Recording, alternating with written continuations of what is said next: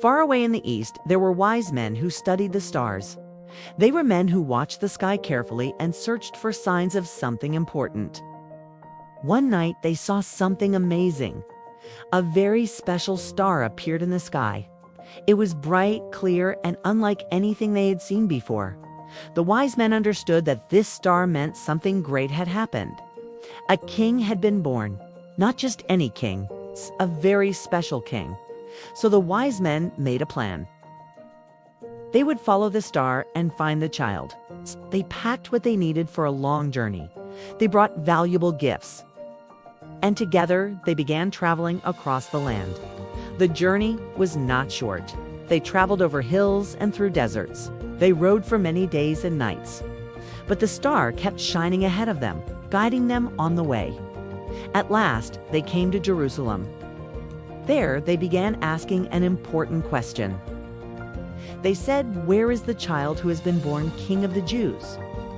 We saw his star in the east and have come to worship him." When King Herod heard this, he became troubled, did not like hearing about a new king.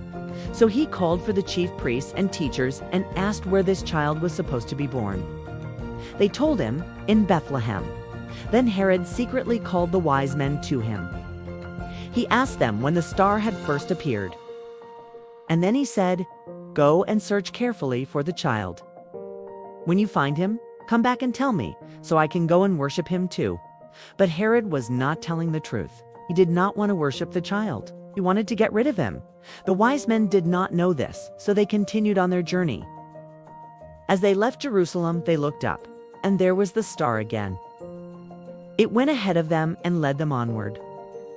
When the wise men saw the star, they were filled with joy. They followed it until it stopped over the place where the child was. Then the wise men went inside. There they saw the child Jesus with his mother, Mary and Joseph. And when they saw him, they bowed down and worshiped him, because they knew he was no ordinary baby. He was Jesus. Then they opened the treasures they had brought. They gave him gifts of gold, frankincense, and myrrh. Gold was a gift for a king. Frankincense was a precious gift used in worship.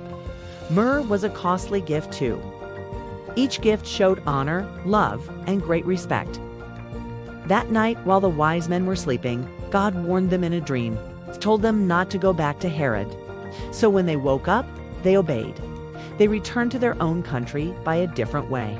Back in Judea, King Herod was enraged. He realized the wise men had outsmarted him, returning to their country by another route. In a fit of fury, he gave a terrifying order. All baby boys in Bethlehem and the surrounding areas, 2 years old and under, were to be killed. It was a horrific act, born from his fear of losing power. But God had a plan. An angel appeared to Joseph in a dream, warning him of the impending danger. "Get up," the angel said. "Take the child and his mother and escape to Egypt. Stay there until I tell you, for Herod is going to search for the child to kill him." Without hesitation, Joseph woke Mary, and under the cover of darkness, they fled with Jesus, escaping just in time. The family found refuge in Egypt and lived there for several years, until the cruel King Herod finally died. Only then did an angel reappear to Joseph, telling him it was safe to return to Israel. They settled in the town of Nazareth in Galilee, and it was there that Jesus grew up.